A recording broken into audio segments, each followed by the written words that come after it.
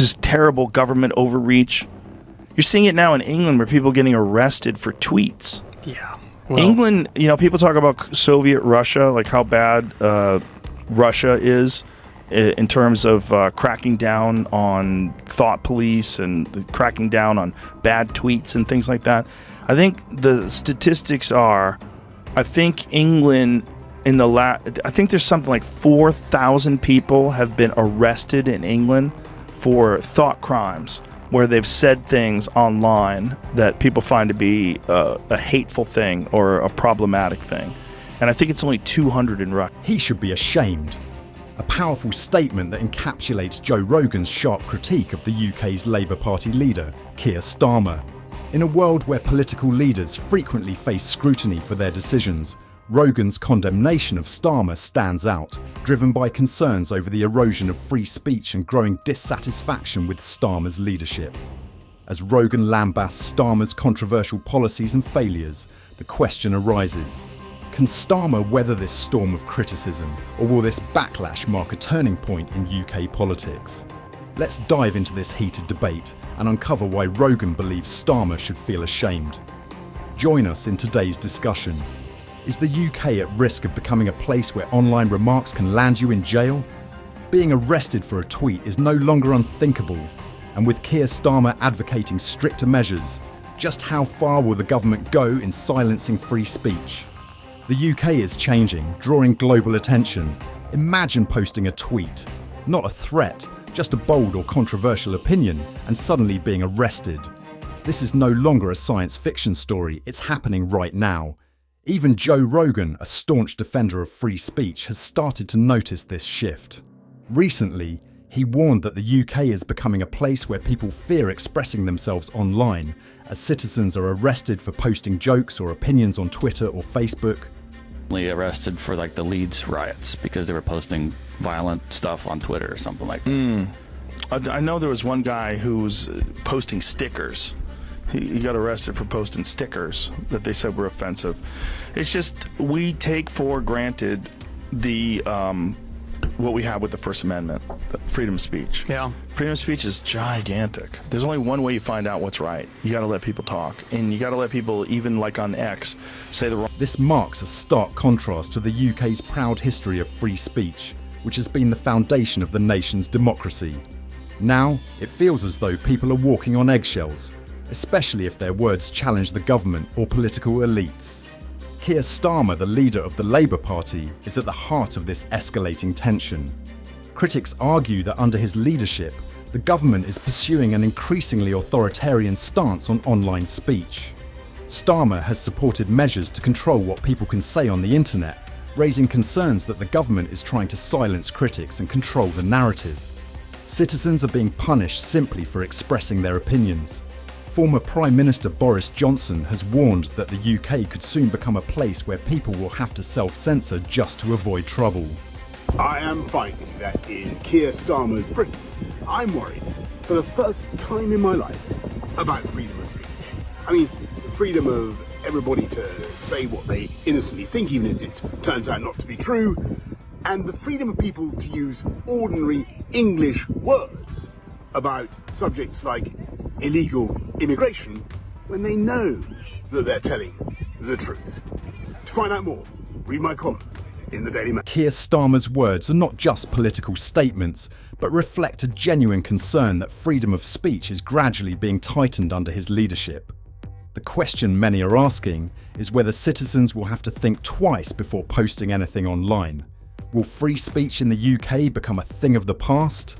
This concern is not limited to the UK alone, as the world is watching closely. Public figures like Joe Rogan have spoken out against the growing censorship in the UK. Rogan, a staunch advocate for free speech, has criticised the increasing trend of censorship in the UK, and he is not alone.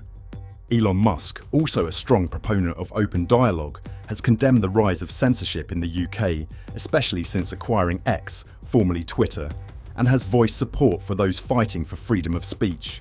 Have been given prison sentences in the UK for social media posts where there was no explicit link to actual violence, but they just said it encouraged violence. I'm like, well, did anyone actually do anything as a result of that? media post will know, but they're just and then they have a prison overcrowding situation in the UK, so they're quite literally releasing convicted and putting people in jail for Facebook posts. There's an actual thing happening. In the UK, Elon Musk's influence extends beyond his online presence. Musk has openly supported Nigel Farage, the controversial Brexit leader, and there are rumours that he might offer Farage up to £100 million to support his political strategies.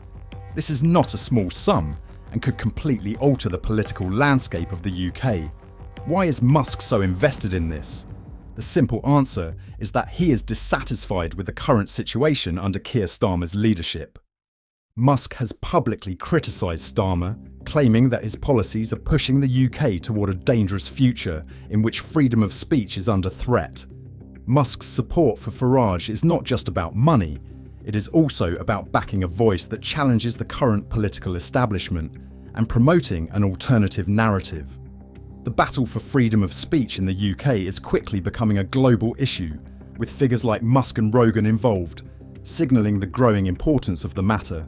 That what you see that's happening in the UK, where people are being imprisoned for tweets and Facebook posts. Yeah, in the UK is the part that's mind-bending about it. Mind-bending. The whole thing is nuts, and it's a dangerous path that we were on. We were on that path. Trump has vowed to have free speech become a very important part of what he's standing for, and that this censoring of information needs to stop, and that we need to stop all government influence in what people have to say. Yeah, look, that alone. That shouldn't be as revolutionary as it is. I know, it should be a core tenet of what, I mean, it's essentially the First Amendment. If Musk's £100 million donation to Farage is made, it could lead to a significant shift in UK politics, with far-reaching consequences for how the country handles speech censorship and dissent. Meanwhile, Starmer's promises to the UK are starting to ring hollow. Time and again he has promised that things would improve if people just trusted him, but reality has not lived up to those promises. His failure to address critical issues, such as ending austerity policies, has left many feeling disillusioned. Confidence in his leadership is at an all-time low, and a growing petition calling for a new election, which has now gathered over 2.9 million signatures, serves as evidence of the public's frustration. People want change, and they are not afraid to demand it.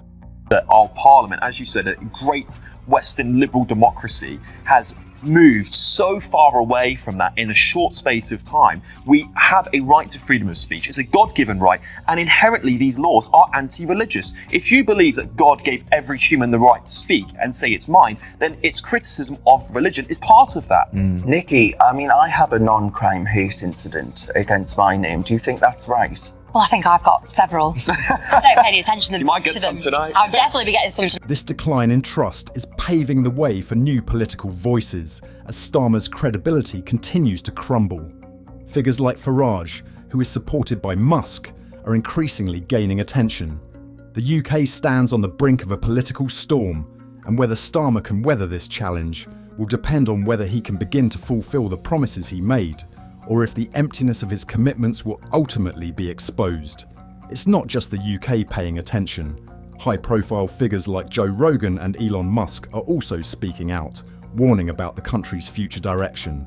Their criticism is not just noise, it's a wake-up call. They don't have a First Amendment. You don't actually have freedom of speech. You know, like there's crazy stuff happening in the UK where people are getting like 2-3 year prison sentences for Facebook posts. Yeah, like I'm like, I don't think I should go to, visit Britain because they're gonna like drag out some tweet and say 2 years in prison for this tweet or something bullshit. The once glorious reputation of the UK as a supporter of free speech is now under threat.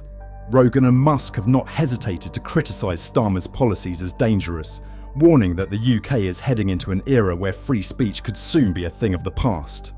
If Musk's £100 million donation to Farage is true, it could be a game changer, shaking UK politics in ways no one anticipated. Will Musk's colossal move trigger a true political shift? This is a question many are asking. With so much at stake, it seems the future of the UK's political landscape could change in ways we can't yet imagine. If you found this video interesting, don't forget to leave a like and subscribe to the channel for more updates. You can also watch more of our videos here. This could be the beginning of a new chapter for the UK, one that may redefine the core principles of free speech and democracy. What do you think about the issues we've discussed? Leave your thoughts in the comments. And if you found this video helpful, please like, subscribe, and turn on notifications so you don't miss any future updates.